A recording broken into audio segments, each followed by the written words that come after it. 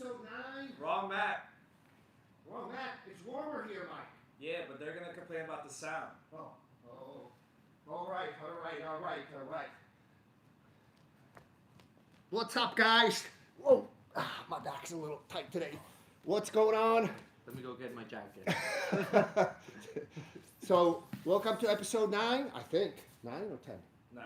All right. Are you sure? Yeah, pretty sure. So, we're back. We have a starting question, and that's about an arm triangle. All right? It's a good question from Nelson King the Man or something like that. I have a hard time remembering names, especially their like screen names when they're kind of. What if it's his actual last name? Nelson Kingman? It's a good name. Yeah. Anyways, guys, start asking questions. So his question is on an arm triangle. I did a video with Firas. We haven't been back for 2 years due to COVID. So I went, I think, in November or December. And we shot a video.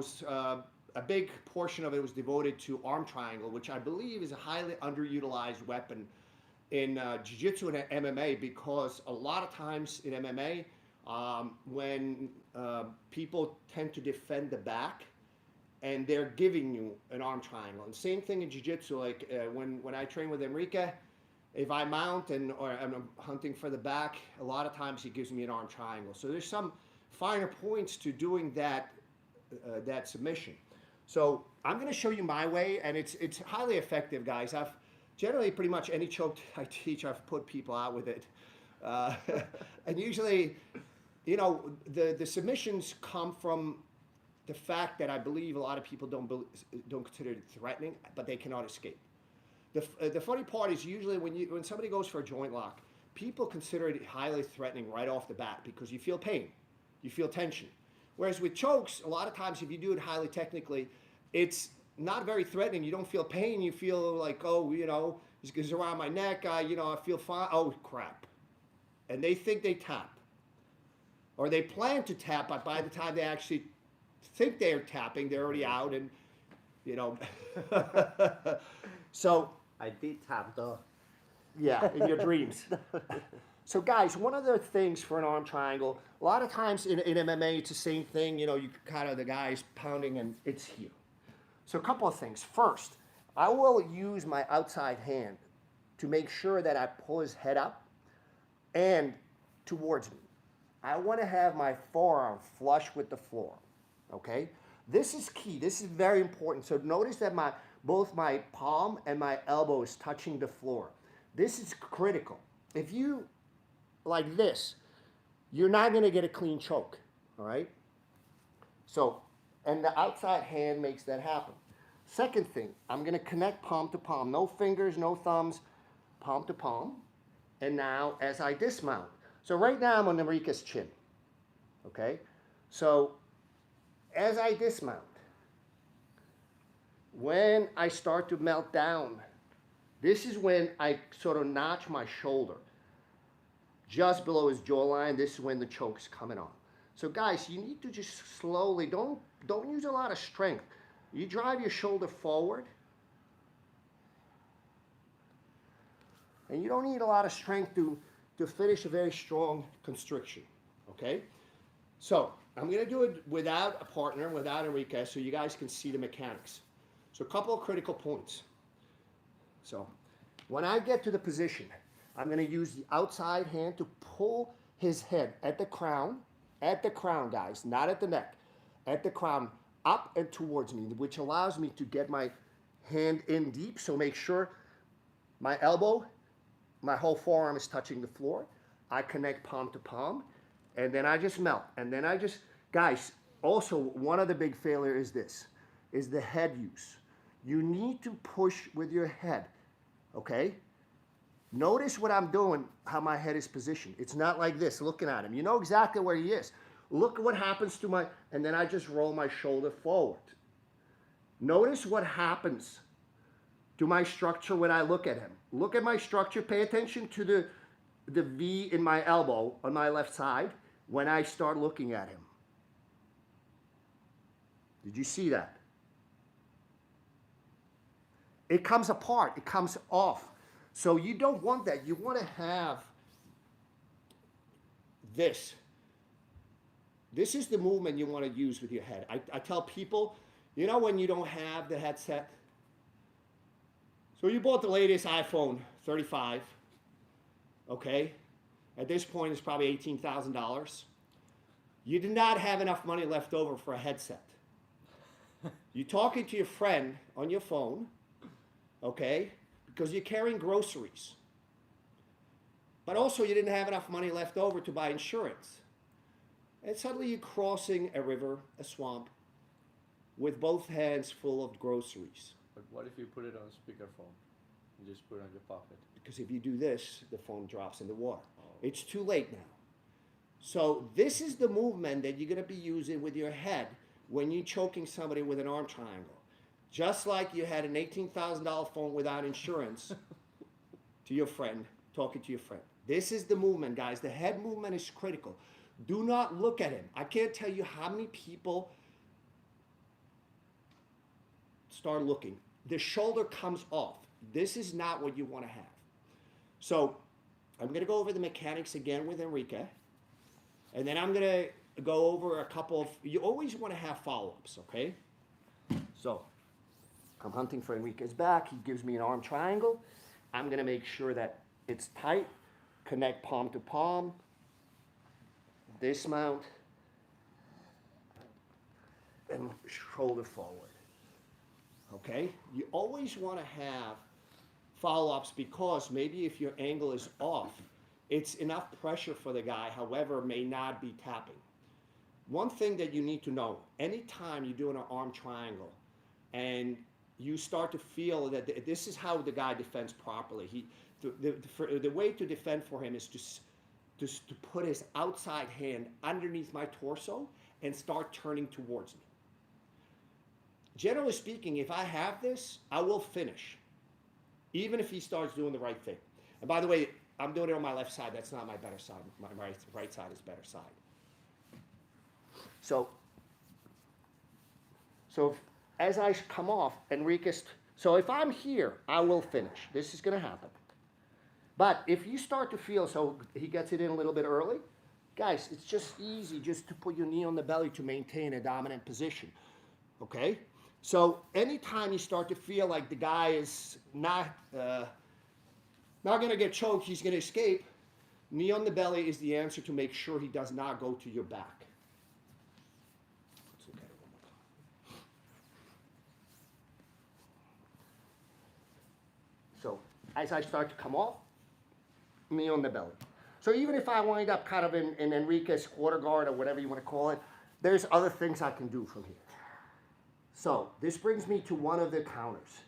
So a lot of times people answer the phone, which, guys, if I get a good bite, answering the phone is completely useless. All right?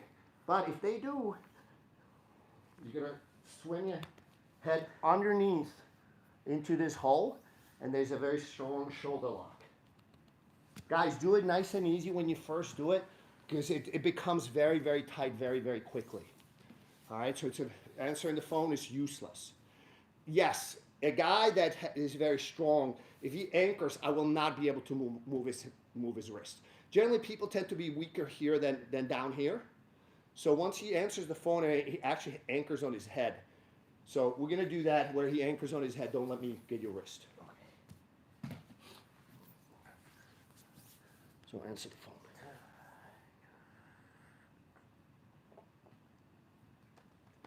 It doesn't help.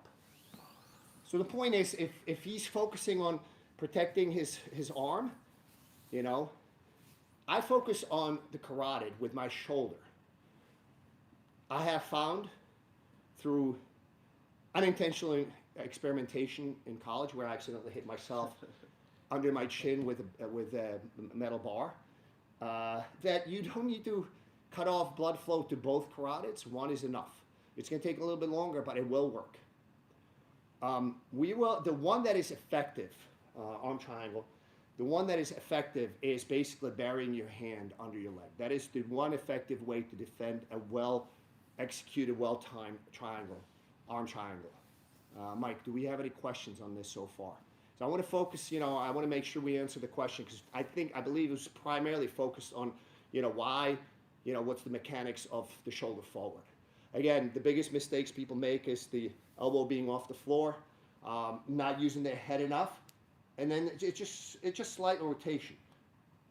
All right. So, but again, big mistake. Make sure that elbow is all the way forearm touching the floor, and then you use your head. It's like literally like you're holding a very, very expensive phone.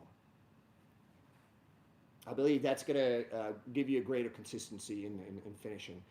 I do want to go to another kind of follow-up if the guy actually defends properly, which is burying his hand under his leg. What do we got, Mike? We have a question from John P. He's asking, how do you adjust and tighten this without losing it? Outside hand.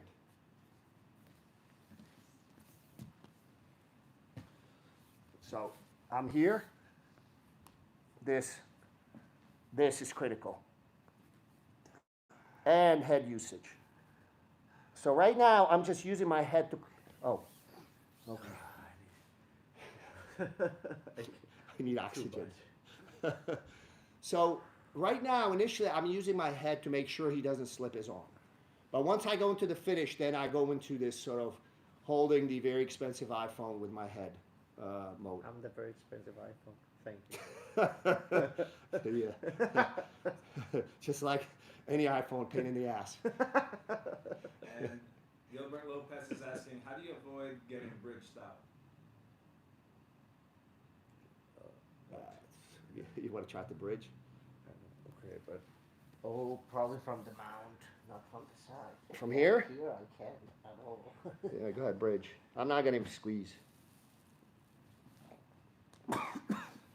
I didn't even squeeze. He put himself into that. That's how you avoid being bridged out. Are you good now? Keep talking. Keep talking. He said yes for a mount. All right. I don't.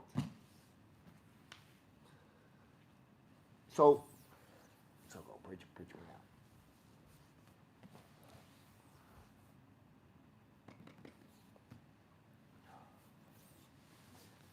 out. Does that answer your question? You don't. Anytime I have a guy that actually decides that he's going to bridge out of it, what is he doing with his neck? It's almost like handing you the submission on a platter.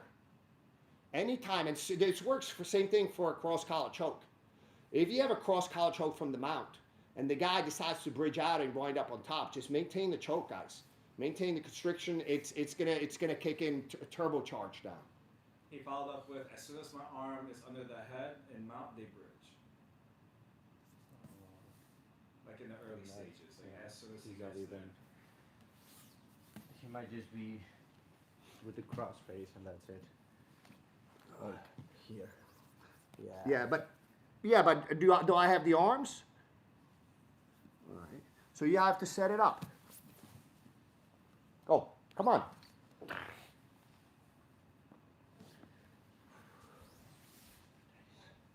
You have to set it up. You have to make sure that arm is up. If the arm, you got to get his arms up. If the arms are down here, you don't have anything. You have an Ezekiel maybe. If his arms are up, that's when things start to happen. Whether it's arm bars, whether it's triangles from mount, or whether it's arm triangles, you need to get the guy's hands up. And GM Baseball is asking, you switch from gable grip to rear naked choke? Yes. That's a very good point, guys. I understand that from top side control, the gable grip is the strongest constriction. I've tested this numerous times against numerous high-level guys. This from the top is a better choke. Okay? However, when you're on the bottom, but the transition is easy, guys. Understand, he's making the big moves. Any of my submissions or follow-ups generally involve small movement on my part, big movement on their part. That's what you want. You want to develop your game to a point where guys have to counter your attacks with big movements whilst you go from here to here. As he's bridging and arching and trying to come on top. All you're doing is this. But from the bottom, the arm triangle is better for rear naked choke type grip. Again, I want to be hipped out a little bit to make sure I get a best angle for the carotid constriction. That was the last question related to this topic. Okay, so guys, I want to go over the most effective. If you're interested in this topic, guys, check out the video we did with Firas. It's probably the latest one. I think he split it into two different pieces, but it's kind of strange because you know, I don't know why, but I don't know how many views it got, but we routinely used to get, you know, some of the videos, and I think his channel might have gotten suspended because he actually made a very, in my mind, very balanced sort of comment on the protests in Canada, and you know, I believe he was heavy-handed, censored, you know, taken down, and he had to post it on something else. So I don't know what the status of his YouTube, but you know, we routinely used to get our videos would get, you know, there's a few with 100,000. There's one which I think is approaching 500,000, and this one didn't get as many. But I don't know what the algorithms are or whatever. But if you're interested in that topic, you could explore that one as well. But one of the best ways to counter is to immediately, no, that's not gonna work. Yeah, this is the best way. If I see this happening, I'm just gonna bring my leg over and finish with an armbar. So if I see it, I will stay on the neck just to kind of keep the pressure on, to make sure they kind of feel, okay, the neck is under attack. I cannot let that arm go until it's too late. So that's probably the bait, but this implies that the guy caught it pretty early and is able to bring his arm down. So if I'm hunting for the back, yeah, that's not going to be quite possible. Notice where his hand is; it's not nowhere near his leg. So it's going to be very difficult for him to connect under his leg. So if I do this right, you know, it's too late now. Now even if he does connect under his leg, yeah, it's just not going to. It's too late. So he has to do it early on. And that means that you might have made a bit of a mistake in your setup, allowing him to do that. But if he does, so if he does, I windshield wiper my legs, transition, and go ahead, spin out. I know you want to do that. So that's the way I would address a well-timed defense.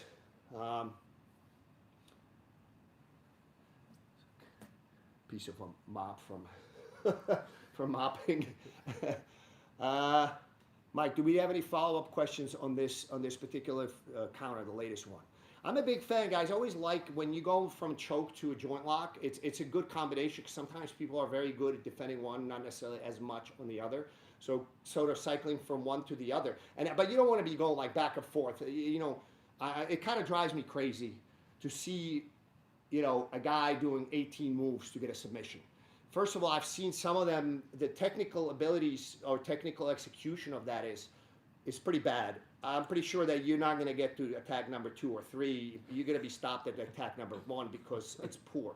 So if you're going to make videos, guys, do them professionally. Try to do good technique. Because if you don't, you teach people... but you Just should not have... watch the Roll with the Fox. That's what he's saying. Don't watch on Instagram. Watch the Roll with the Fox. You don't want to go back and forth like Mike had a fight one time. You remember that, Mike? You had the guy in a triangle, and you just like every 3 seconds switching from reverse to the other one, and I'm like screaming at him. The guy couldn't escape, which was good, but shit, let one of them work. Let him hand you something. Make sure that it puts pressure on them, that it puts him in danger enough that he's like, okay, I got a posture out. He gives you an arm. That's when you switch.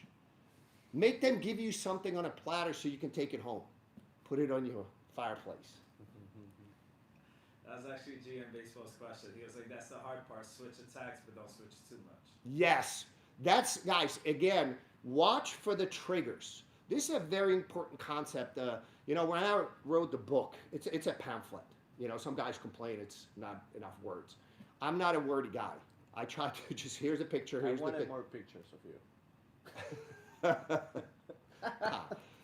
But that's one of the things that I focused on is recognition of a trigger, meaning, I don't care what you call it, but when the opponent is effectively taking something away from you, but he's giving you something else, recognition of, that's your critical point in time in that transition to move. I'm going to show you that point, and I've illustrated that before in some episodes, I just don't remember. We've done over 200 now, I think, total. So the guy's posturing out of my triangle. I will stay on this. This is the time. When he just about fully extends, so if I wait, go ahead, start to, yeah, too late. So I missed the trigger. So normally I would hold my shin, so this would not be possible if you did it right, guys. But let's assume that you didn't do it right, your left hand took a vacation. Now, okay? Just before he escapes,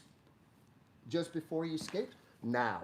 When his arm is fully extended and he's just about to escape, that's your cue. So you have to, as you get more advanced, and this is a hard concept for people to incorporate into their game effectively until probably a good blue purple belt level, because you have to recognize he's taken something away from me. It's probably going to be successful for him, his defense. So now I have to switch, but you have to recognize that moment and also what he's handing you on a platter, and obviously being able to execute it pretty quickly. Just like that, we're out of time, guys. I will see you next week, episode 10. Subscribe, like, share.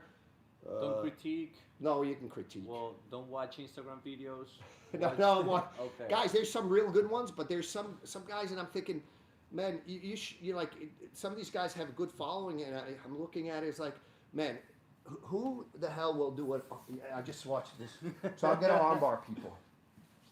So, armbar like this, a black belt. Yeah, you're not. So the transition was, sorry, I have to make up for. Yeah. So transition was into this. All right. Guess what? If you armbar people like that, you're not gonna get to that transition. Because that guy just yanks his arm out and doesn't have to put, so it's not, he doesn't have to do this where he's lightening up on his left leg. He just goes, and that's it. He doesn't have to, he's not opening that leg. So when you do have, so with the parting words, guys, when you attack, make sure that it's a good attack, that in order for them to escape, they have to give you something else. All right, guys, I'll see you next week.